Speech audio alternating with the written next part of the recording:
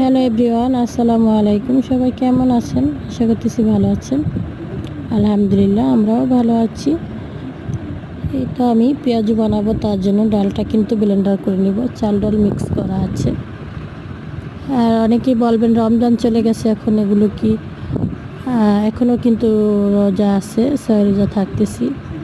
আর পেঁয়াজটা কিন্তু আমি অনেক পছন্দ করি, তার জন্য কিন্তু একটু রাখার ট্রাই করি সবসময় ফ্রিজে। দেখতেই পাচ্ছেন, প্রতিদিন বাটার থেকে একদিন কিন্তু করে নিলে এটাই সুবিধা হয়।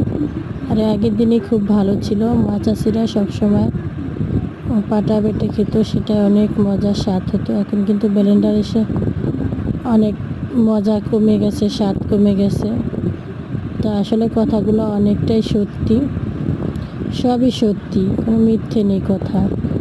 আর এখন কিন্তু অসুখ বেশি, আর খাবারের স্বাদ কমে গেছে। আমরা খালি বলি মুখে ভালো লাগে না, ভালো লাগে না। কেন ভালো লাগে না? আগের রান্নার সিস্টেম ছিল অন্যরকম, আর এখন রান্নার সিস্টেম অন্যরকম।